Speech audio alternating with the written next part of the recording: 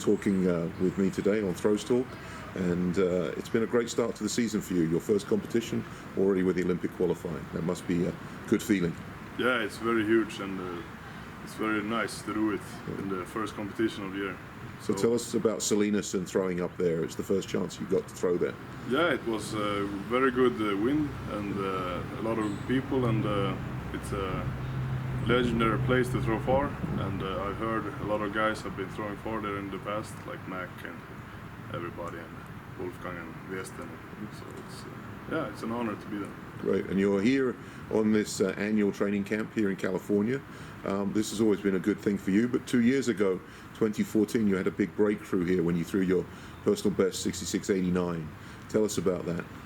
Yeah, it was an awesome day, 35 degrees, and it was over 30 people throwing in my flight, and I just wanted to make the final top 8, and so I did 63 in the first throw, and I just wanted to aim in the second, and I did the furthest throw. So it was very fun. It was a beautiful day, and yeah, a lot of Americans, and yeah. But that also made a big impact at home in Sweden, though, right? That 66.89 really announced you to the Swedish audience, and a lot of people gained interest after that competition. Yes, it was very huge in the media and back in Sweden. So they said it in the newspapers I was the next Ricky Bruch in the future. So. Ricky is an interesting character. There's a lot of stories about him. Did you have any involvement with Ricky? Yeah, he called me 2 weeks before he died, and he talked to me, and he said I was great talent, and yeah, it's a really funny guy, you know, and he did some crazy stuff, but I can't tell it here, but you know, he's a very good character. A special character in Sweden. He's still very much loved.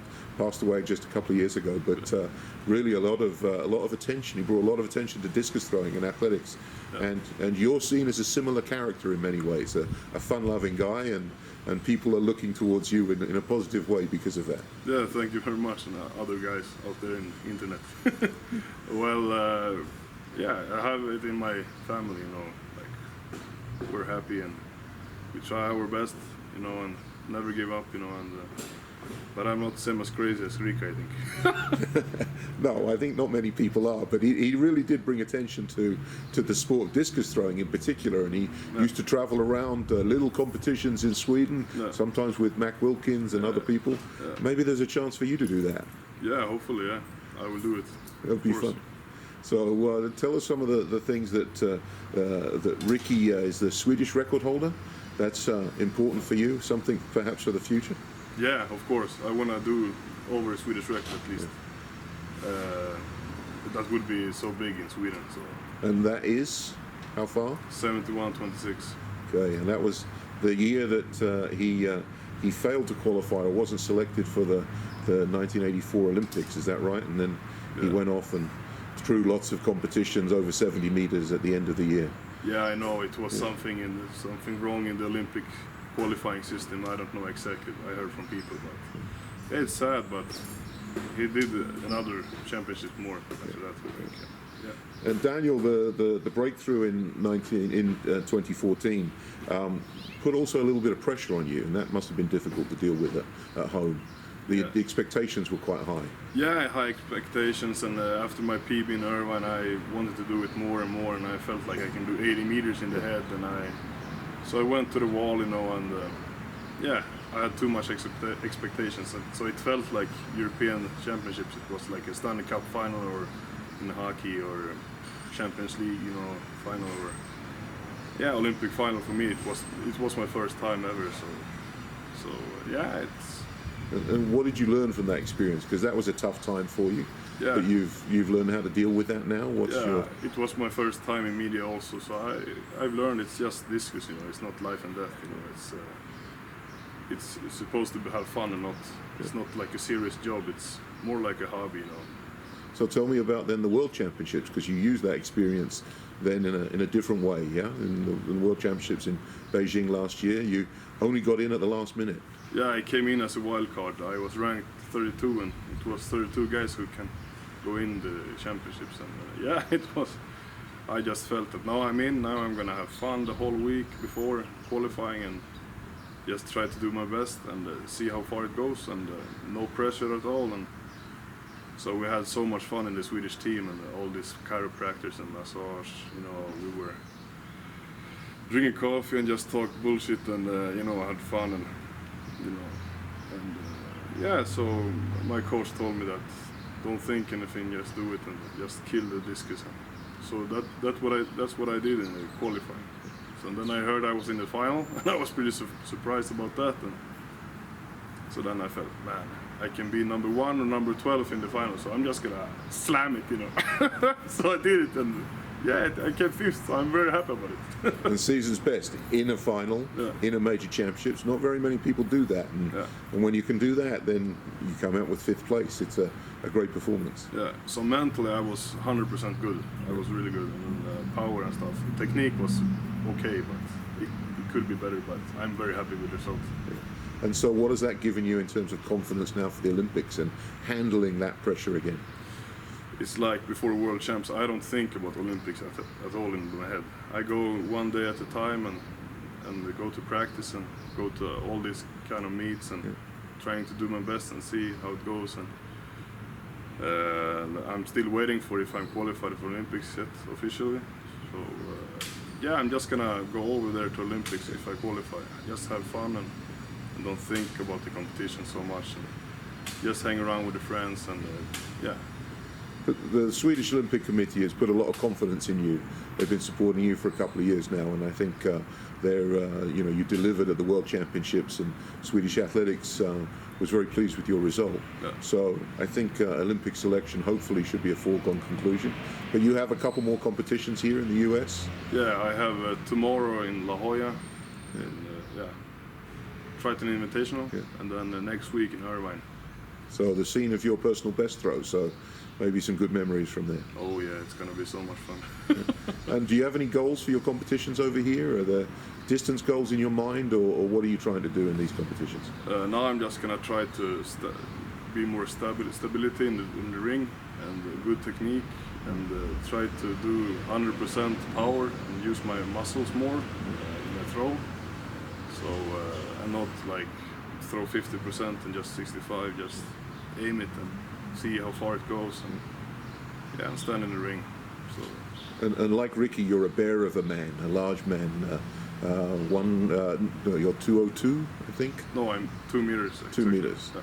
Okay, so 6 foot, nearly 6'7", and about 155 kilos or so. So strong man. Also, we see a lot of your lifting on the YouTube channels and things like that. How much is the lifting important to you, mentally and physically? I just love to lift things, like heavy things, stones, and use the axe when I hit the wood, and lift heavy in the weight room. Yeah. For me it's important because I love it. Yeah. It's so fun, and just the feel when you hold the bar, when you do deadlifts and clean pulls and clean, and it's like you have to beat the weight. Yeah. It's like when you're in the discus ring, you have to beat the discus. No, not beat the discus, but feel it from the fingers in the end and see how it goes. So it's so fun. Do you have a favorite exercise? In the weight room? Yeah. Top 3 for 3rd place, I think it's deadlift. 2nd place, it's clean, and then the 1st it's squats. Squats, heavy squats. I love squats, but it's so easy. Nice to have it in the shoulders and go down. Okay. And also your background, your father was a thrower and your mother also was a thrower and weightlifter, so strength in your family. And also what's nice is that your mother is Finnish and your father's Swedish, so you have a great affinity to both countries. Yeah, it's like a mix, in a soup.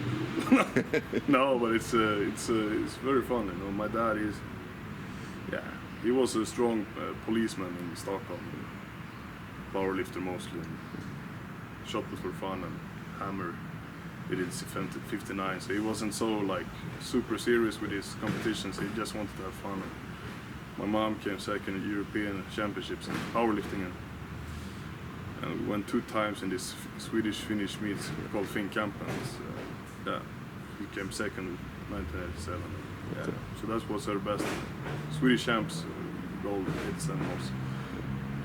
So it's very important for me. Like, they were the first people who taught me how to throw the discus and shot put, and so I'm very like, how do we call it? I'm very happy that they helped me in the beginning to show, because I was a former hockey player before. So during the summers I was tossing the discus and threw the shot put for fun, mostly for fun, and it's good to throw that because it's... It must have been quite a sight seeing a big man like you on hockey skates. Oh yes, it was really fun. I miss hockey actually. I miss the team, and you know, when you go to the locker room, you tape the tape, you put the full music on and listen to hardcore music and death metal and everything. So the difference was between ice hockey and this individual sports and track and field. It's, you know, you're alone in the discus ring, but you're with the guys and you trust them when you pass the puck and shoot the puck to the goalie. But I think I got from the hockey the strength in the legs, in the squats and deadlifts and stuff like that. So I'm very pleased about that. And having the Swedish and Finnish background, the FinCamp and the Sweden versus Finland annual competition in athletics must be very important for you. Must be very a great experience. Yeah, from my mom's side it's so important, and my dad's side, because they're always the same when you watch ice hockey Olympic final, or if it's Sweden against Finland, it's so... My dad, he goes to my room and my mom is in the living room, so they can't look together, you know. So it's so fun, but yeah, it's very important actually. It's so fun. For the Finns, they really want to beat the Swedes, and for the Swedes also. Yeah, for me it's important because it's so fun, because if you're in Helsinki, you listen to Finnish speaker, they talk so much shit on the speaker, but it's also fun because then they fire up the Finnish crowd and the Swedish crowd. It's a traditional competition. And you mentioned also your parents were very influential in your early career and taught you to throw. And then some years ago you hooked up with Viestin Hafsteinson. How did that come about, and how's that been working with Viestin? Yeah, he totally changed my thinking of to compete and how to train. Before I got Viestin, I was too strong, and so I was too strong and I threw short. So he changed it, so I got weak instead, and then threw much further in the first year. So my dad was surprised about that, and he said, "Well, back in the 70s, we just did maximum lifting, you know." So he didn't believe that, but then it's true. So then coach said that Viestin, that I promise you, Janne, that son is gonna throw far if you listen to me, if Dan listen to me. So. And so far it's working out. Yeah. Yeah, but you know, he changed my technique. I was like a super beginner in the first years. I'm still a beginner, but I can do better. And so he changed everything. And you're from Stockholm, but you moved to Växjö to train with Viestin for a while. And how was that, training in that facility? And not quite, I think Växjö is a little more quiet than Stockholm as a place to live. I actually really like Växjö as a city, and the training facilities were awesome, or is awesome, and you know, very nice people. So I lived there for 2 years, and I really miss it sometimes because it was so close to take the bike or take the car just 5 minutes from everything. So I just had problems in the weekends. I need more social, like in Stockholm you can do everything. In Växjö you can do everything, also go hunting or fishing or meet friends. But I like it bigger cities, so that's why I went back. So now you're back in Stockholm, but you travel now to meet with Viestin. He's now in Helsingborg and has a new venture there, the throwing farm. You got to try out the circle for the first time. How are the facilities there, and what's the opportunities for the future there? Yeah, it's awesome. It's I hope it's gonna be a legal competition down there in the future. I like his farm very much. I like his house and everything in the barn. So it's beautiful. Skåne, it's the county. You know. Awesome people. And there's also the county from Ricky, right? Was he in that area? He did a lot of the little competitions in that area. Yeah, as well. It's pretty close. Yeah. But I don't know how far. But it'll be fun. And so your future this year is all focused on the Olympics, and then But I think the big Olympics for you, to be serious, is probably 2020. Is that what Viestin has always said? The 2020 Olympics is his goal for you. That it takes maybe 8 years, similar like Gerd Kanter. So you're on this long-term pathway. You believe in that and understand that? Yeah, I very believe in 2020. My goal is to take at least medal, but hopefully gold. But I just need to work hard and go to every session every day and feel injury-free and, you know, and be stronger or less, I don't know. And just have fun with the discus. Rio this year is going to be interesting because it's my first Olympics. Everything can go, you know, can be good or not. So I have no high expectation about Rio. So yeah, it's going to be fun. Let's see how it goes. All right, Daniel, thank you very much, and I wish you luck on that journey to Rio and to Tokyo 2020. Thank you, Shaun.